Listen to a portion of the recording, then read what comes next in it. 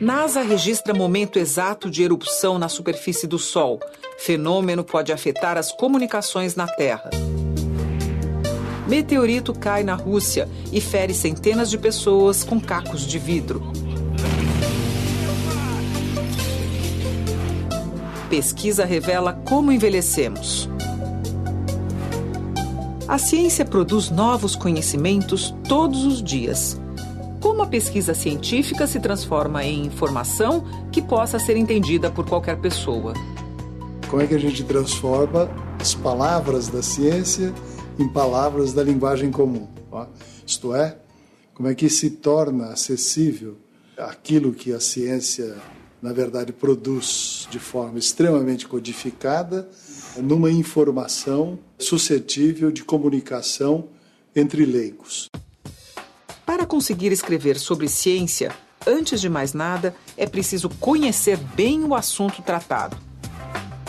Eu acho que a primeira coisa é ler, né? Procurar o que tem de produção científica, pesquisas, estudos sobre esse assunto e estudar um pouco. Que os cientistas estão propondo o antropoceno como uma nova era geológica.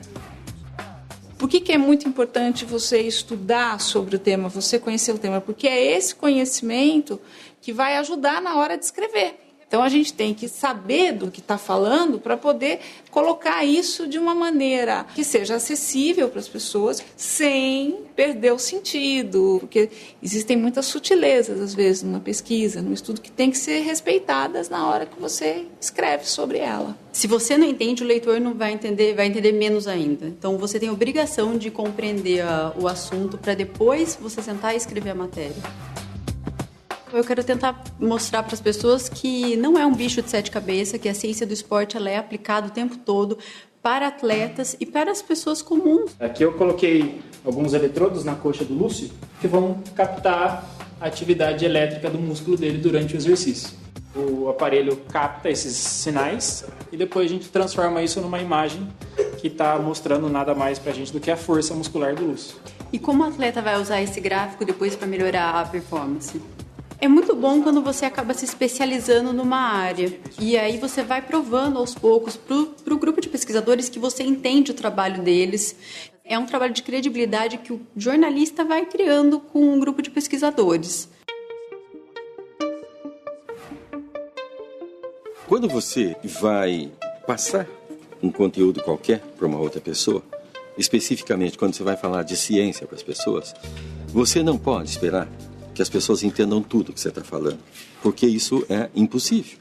As pessoas têm um certo entendimento de uma questão.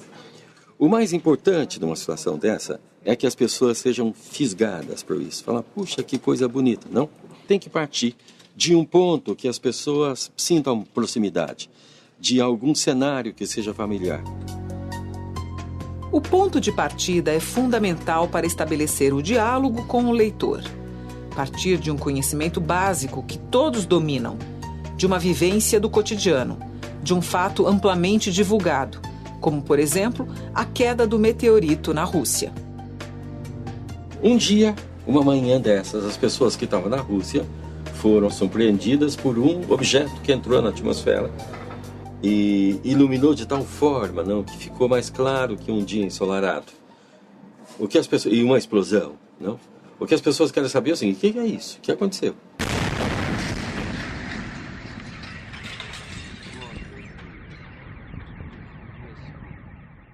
Como é que você contou essa história? Vamos ver no seu texto ali. O bólido que atingiu a cidade de Chelyabinsk liberou onda de choque que produziu destruição e feridos.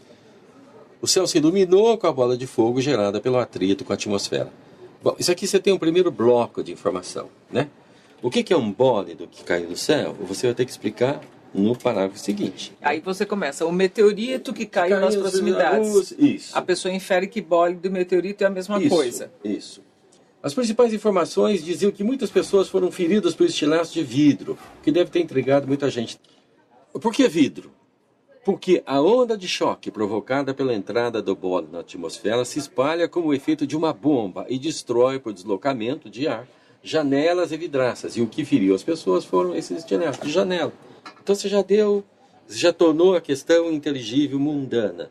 Você já tirou aquele ar de, nossa, mas que coisa é essa? Que coisa mágica é essa? Não é uma coisa mágica, é um fenômeno da natureza. Tinha uma massa de 10 toneladas, quer dizer, foi uma pequena montanha de 10 toneladas. O que sugere um corpo do porte de um ônibus de pequeno porte. Isso. Você já está fazendo uma imagem. Estou fazendo então. uma imagem para as pessoas saberem. Uma comparação. Assim, que corpo que é esse que caiu, né? Você usou bólido, meteorito, meteoroide. Eu tenho que explicar para as pessoas a seguinte coisa, para elas entenderem, porque a mídia vai falar disso de um jeito, um vai falar de meteoro, o outro vai falar de meteorito, o outro vai falar de meteoroide. Mas que diabo é isso? Que termo é esse? Então veja, meteoroide é um corpo no espaço. Se ele entra na atmosfera da Terra, ele produz um rastro luminoso. Isso é um meteoro. Se esse corpo que entrou na atmosfera da Terra e produziu um rastro luminoso chamado meteoro, sobrevive ao atrito com a atmosfera e pousa na superfície da Terra, ele é um meteorito. Então, esse mesmo corpo tem 3 nomes para situações diferentes. Eu tenho que passar para as pessoas esses termos elementares, para elas, inclusive, ficarem habilitadas a ler, entender o que as outras fontes vão falar. Você está dando as informações e as pessoas vão pensando em cima. E elas vão chegando às conclusões. Uma pessoa que tiver, digamos, mais afinidade, tiver um pouco mais de informação, tiver mais interessada, ela consegue entender mais que as outras. Mas todas as pessoas têm, em princípio, chance de entendimento. Fazer com que quem lê, não só entenda, mas viva, de certa forma, pela experienciação, o conceito que está sendo ali traduzido. Como é que você faz isso? Transformando essa linguagem, que é a formulação de conceitos, na formulação de imagens, de metáforas, que permitam sensibilizar esses conceitos. Metáforas, analogias, comparações, imagens, ilustrações, esquemas. Todo recurso é válido nesse esforço de transformar a linguagem da ciência, formada de conceitos e enunciados abstratos, numa linguagem que sensibilize a todos. E quando o público-alvo são crianças e jovens, tem de explorar o lúdico, transformar o conhecimento em diversão. Menino de 16, 17 anos adora motocicleta.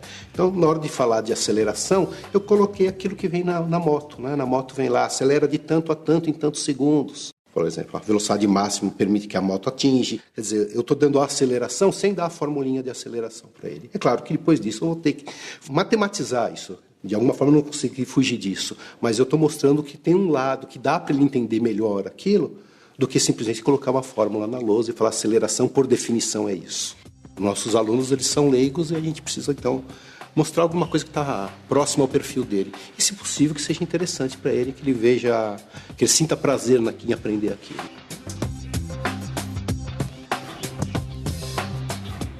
A realidade do mundo e tudo que a gente vê é absolutamente encantador. É por isso que a ciência deve seduzir as pessoas. A ciência é um patrimônio humano.